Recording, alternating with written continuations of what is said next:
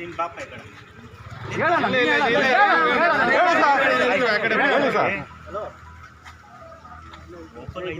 Sir ಅಣ್ಣವ್ರೆ ಬರ್ರಿ ನೀವು side ಮಾಡೋದು ಬಿಟ್ರೆ ಬರ್ರಿ ಇಲ್ಲ ಬರ್ರ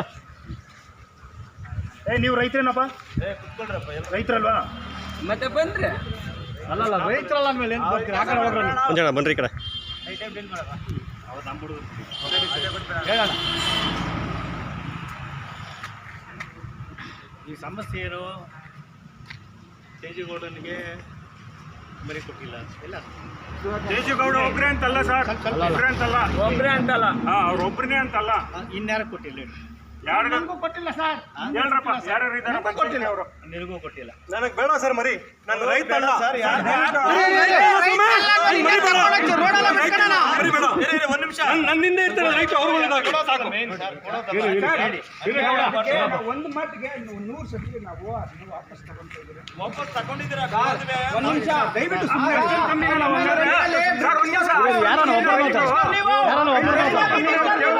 ಒಳಗಡೆ ಎಷ್ಟು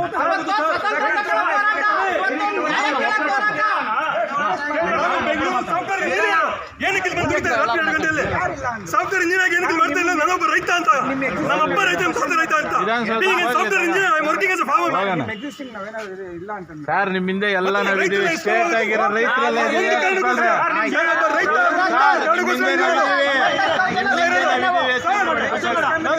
ನಾನೊಬ್ಬ ಇಂಜಿನಿಯರ್ ಆಗಿ ಏನಕ್ಕೆ ಅಂದ್ರೆ ಅರ್ಥ ಮಾಡ್ಕೊಂಡು ಪ್ರತಿದಿನ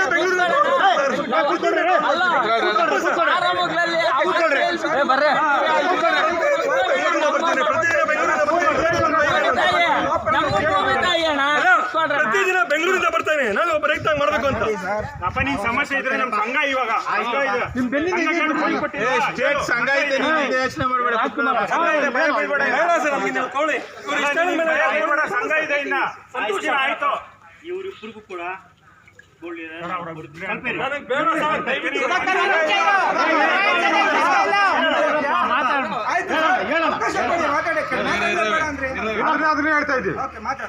ಕೊಟ್ಟಿಲ್ಲ ಅಂದ್ರೆ ನಮ್ಗೆ ಸಂಪೂರ್ಣವಾದ ಅಪನಂಬಿಕೆ ಇಲ್ಲಿವರೆಗೆ ಯಾಕೆ ಕೊಟ್ಟಿಲ್ಲ ಅಂದ್ರೆ ಅವ್ರ ಮೇಲೆ ಸಂಪೂರ್ಣವಾದ ಅಪನಂಬಿಕೆ ನಾವು ಹೇಳೋರ ಮಾತು ಕೇಳಿರ್ಬೋದು ಇಲ್ಲ ನಾನು ಹೇಳಲಿಲ್ಲ ನಾವು ಕೇಳಲೇಬೇಕಾಗ್ತಿಲ್ಲ ಏನಾಯಿತು ಗೊತ್ತಿಲ್ಲ ಅಂತ ಒಂದು ಮಿಸ್ಕನ್ಸೆಪ್ಷನ್ಗೆ ಒಂದು ಅವಕಾಶ ಇತ್ತು ಆಯಿತಾ ಈಗ ನೀವು ಇಷ್ಟೆಲ್ಲ ಒತ್ತಾಯ ಮಾಡ್ತೀರ ಅಂದರೆ ಆ ಮರಿ ನಿಮ್ಗಿಂತ ದೊಡ್ಡದೇನಲ್ಲ ನನಗೆ ಆಯಿತಾ ನಾನು ಒಂದು ಚಾನ್ಸ್ ತೊಗೊಳಕ್ಕೆ ನಾನು ರೆಡಿ ಇದೆ ಆಯಿತಾ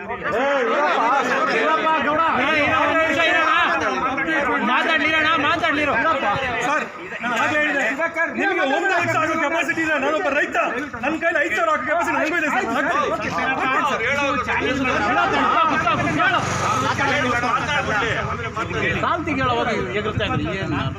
ನಾನು ಉಳಿಬೇಕು ಅಂದ್ರೆ ನೀವು ಈಗ ನಮ್ಮ ರೈತ ತಪ್ಪಲ್ಲ ಸರ್ ಸ್ವಲ್ಪ ಅರ್ಥ ಯಾವ ಕಾಂಟ್ಯಾಕ್ಟ್ಸಲ್ಲಿ ಅದು ಹೇಳಿದ್ದೀನಿ ಯಾವ ಸಂದರ್ಭ ಅಂತ ನೀವು ಅರ್ಥ ಮಾಡಿ ನೀವು ನನ್ನ ಮೇಲೆ ಜೋರು ನೀವು ಬೇರೆ ಏನಾದ್ರು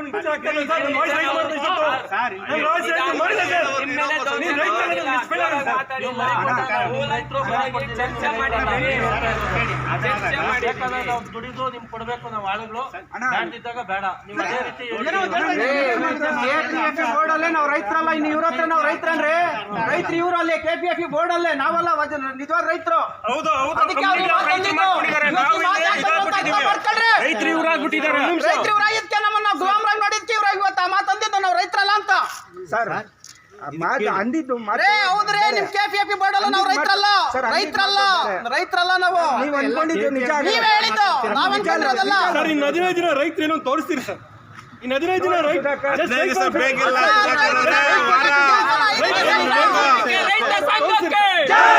ಕೋಳಿ ಸಾಕಾಣಿಕೆ ರೈತ ಸಂಘಕ್ಕೆ ಕೋಳಿ ಸಾಕಾಣಿಕೆ ರೈತ ಸಂಘಕ್ಕೆ ನಮ್ಮ ಸಂಘದ ಬೆಳಗ್ಗೆ ಈಡೇರಿಸಿಲ್ಲ ಅಂದ್ರೆ ಅದ್ ಹೆಂಗ ಒಂದು ಕೋಳಿ ಮರಿ ಬರ್ತದೆ ಒಂದು ಕೋಳಿ ಆಚೆ ನೋಡೋಣ ಸರ್ ಈಗ ಅದನ್ನ ನೋಡೋಣ ಇಲ್ಲಿ ಕೇಳಿ ನೀವು ನಮ್ಮ ಮೇಲೆ ಚಾಲೆಂಜ್ ಮಾಡೋದು ಸರ್ ನೀವು ಕೊಡ್ತಿರೋದು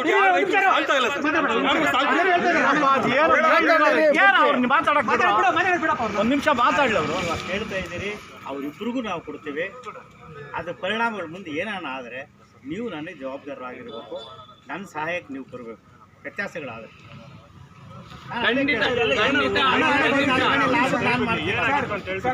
ಲಾಭ ಬರೋದು ಅಲ್ಲಿ ಲಾಸ್ ಆದಾಗ ನಾನು ನಿಮ್ಮ ಮುಂದೆ ಹೇಳ್ತೀನಿ ಒಳ್ಳೆ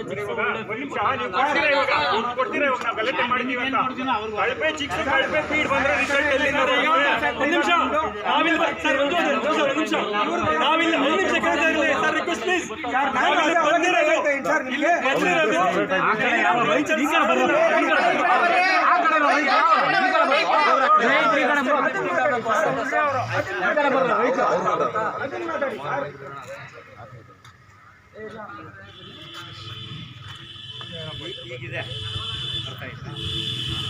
ನಾವು ಬೇರೆ ಮಾಡ್ತೀವಿ, ಬೇರೆ ಹೋಗ್ತೀವಿ, ಯಾವತ್ತೂ ಅನ್ಕೋ ನಾವು ಬದುಕಕ್ಕೆ ಸಾಧ್ಯನೇ ಆಗಲ್ಲ. ಹೋಗಕ್ಕೆ ಸಾಧ್ಯ ಇದ್ರೆ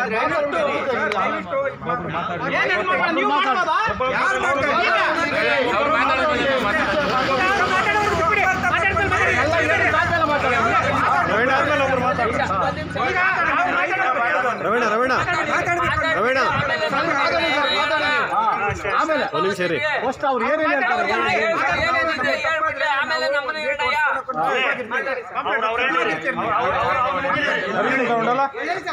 ಹರೀಶ್ ಹೋಗ್ತೇವೆ ನೋಡ್ರಿ ಬನಶಂಕರಿ ಕಂಪ್ನಿ ನಮಗೂ ಅನ್ನೋ ಭಾವನೆ ನಿಮ್ಗಿರಲ್ಲ, ಅಲ್ಲೂರು ನಾನು ಉದ್ದಾರ ಅಂತ ಯಾರು ಸಾಧ್ಯ ಸರ್ ಇದ್ದಿದ್ದಕ್ಕೆ ಸರ್ ಅವ್ರು ಸಾಲ ಮಾಡ್ಬಿಟ್ಟು ಇವಾಗ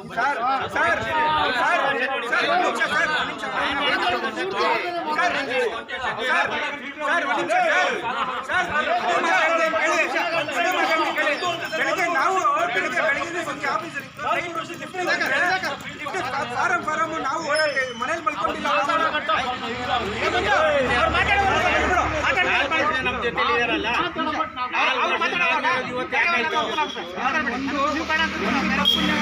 ಮಾತಾಡೋದು ತುಂಬಾ ಸುಲಭ ಸರ್, ಅದು ಕಾರಣಗಳಿರ್ತವೆ, ಅದನ್ನು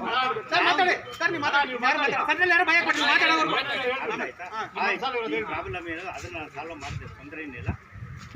ಹಾಗೆ ನೀವು ಈ ಥರ ಸಹಕಾರ ಕೊಟ್ಟರೆ ನೀವು ಸಹಕಾರ ಅರೇ ತಗೋರಿ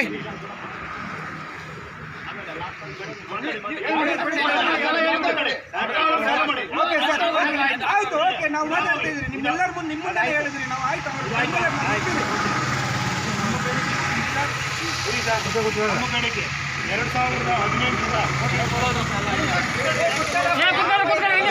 ಕುತ್ಕೊಳ್ರಿ ಇನ್ನೂ ಮುಷ್ಕರ ಮುಗಿದಿಲ್ಲ, ಕೂತ್ಕೊಳ್ಳಿ. 2018ರಿಂದ 2020 ತೆಂಗಿನ ಒಟ್ಟು ಜಾಸ್ತಿ ಆಗಿದೆ.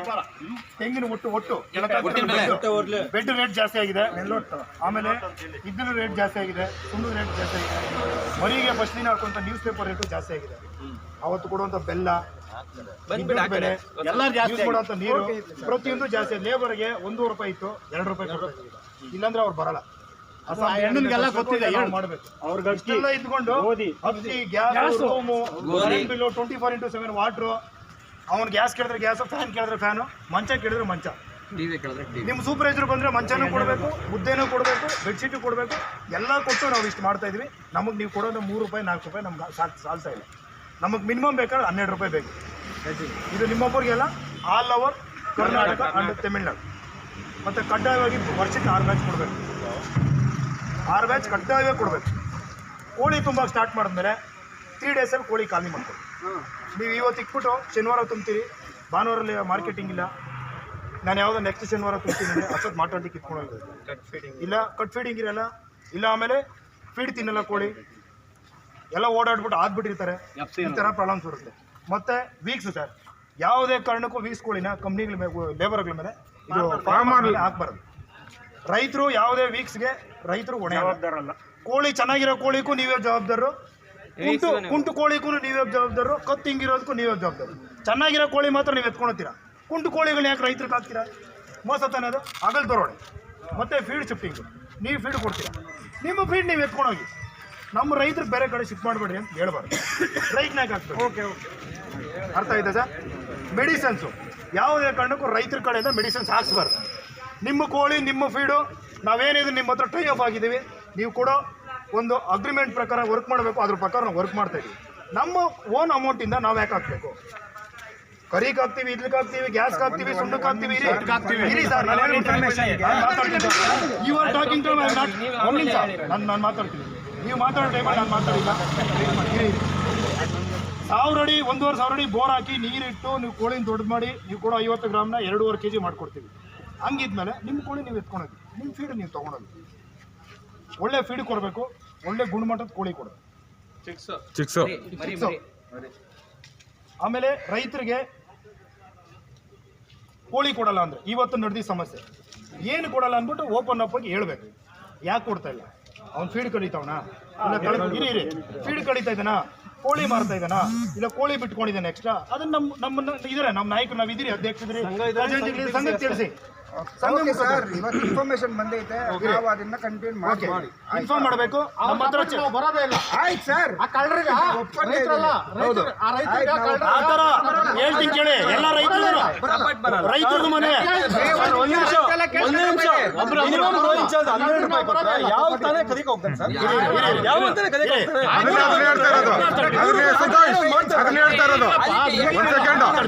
ನಾನು ಮಾತಾಡ್ತೀನಿ, ನಾನು ಕಂಪ್ಲೀಟ್ ಮಾಡ್ಕೊಡ್ತೀನಿ, ನಾನು ಕ್ಲಿಯರ್ ಮಾಡ್ತೀನಿ. ಒಂದು ನಿಮಿಷ.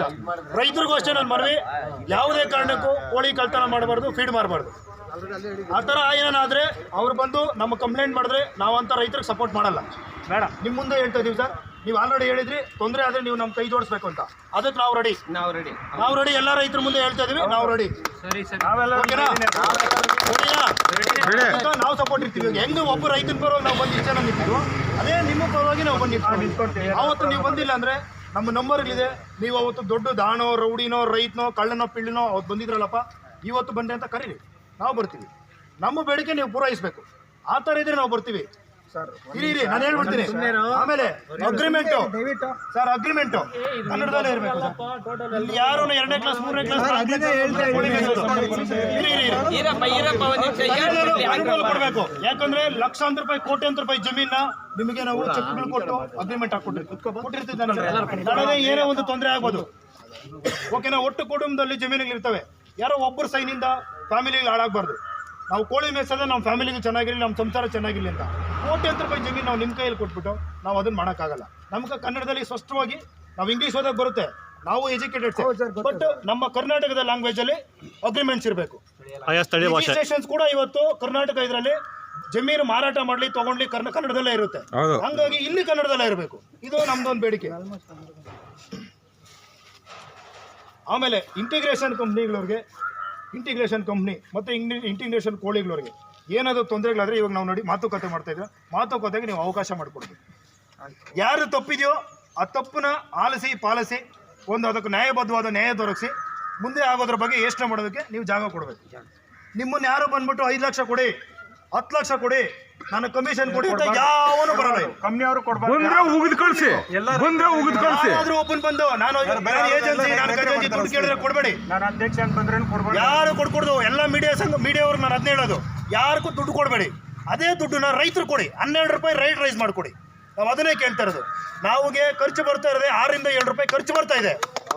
6 ರಿಂದ 7 ರೂಪಾಯಿ ಖರ್ಚು ಬಂದ್ಬಿಟ್ಟು ಇವರು 3 ರೂಪಾಯಿ 2 ರೂಪಾಯಿ ಕೊಟ್ರೆ ಏನು ಸಮಯ ಮಾಡೋಣ? ರೈತರು ನೇಣ ಕಣ್ಣು ಸಾಯ್ಬೇಕು. ಆಮೇಲೆ ಸರ್, ನಾವು ಈ ಡೇಟನ್ನು ಅನೌನ್ಸ್ ಮಾಡ್ತೀವಿ. ನಾವು ಯಾವತ್ತೂ ಸ್ಟ್ರೈಕ್ ಮಾಡ್ತೀವಿ ಅಂತ ನಾವು ಅನೌನ್ಸ್ ಮಾಡ್ತೀವಿ. ಆಲ್ರೆಡಿ ವಾಟ್ಸಪ್ಪು, ಫೇಸ್ಬುಕ್ಕು, ಮೀಡಿಯಾ ಮುಖಾಂತರ ನಾವು ಅನೌನ್ಸ್ ಮಾಡ್ತೀವಿ. ಬಂದು ಖುದ್ದಾಗಿ ನೀವು ನಮ್ಗೆ ಹೇಳಬೇಕು ಅಂದರೆ ನಾವು ನಿಮ್ಗೆ ನೋಟಿಸ್ ಕೊಡ್ತೀವಿ. ಆವತ್ತಿನಿಂದ ಯಾವುದೇ ರೈತರಿಗೂ ನೀವು ಕೋಳಿ ಕೊಡಬಾರ್ದು. ಲಿಫ್ಟಿಂಗ್ ಇದ್ರೆ ನಾವು ಲಿಫ್ಟಿಂಗ್ ಮಾಡಿಸಲ್ಲ. ನೀವು ಪೊಲೀಸ್ ಇಲಾಖೆ ಇನ್ಫಾರ್ಮ್ ಮಾಡಿ, ನೀವು ಯಾವುದಾರ ಕಂದಾಯ ಇಲಾಖೆ ಇನ್ಫಾರ್ಮ್ ಮಾಡಿ, ತಹಶೀಲ್ದಾರ್ಗೆ ಇನ್ಫಾರ್ಮ್ ಮಾಡಿ, ಎಲ್ಲರೂ ಬರಲಿ. ಏನಿದ್ರೆ ಕಾನೂನುಬದ್ಧವಾಗಿ ನಾವು ಹೋಗೋಣ. ನಾವು ನಿಮ್ಮ ಹತ್ರ ಅಗ್ರಿಮೆಂಟ್ಸ್ ಹಾಕಿದ್ವಿ, ನಮ್ಮ ಹತ್ರ ಒಂದು ಡಾಕ್ಯುಮೆಂಟ್ಸ್ ಇದೆ. ಏನು ಸರ್, ಏನು ಹೇಳಿದ್ರೆ ನಾವು ಒಪ್ಪಂದ ಇದಕ್ಕೆ ಒಪ್ಪದೇ ಇದ್ರೆ ಈ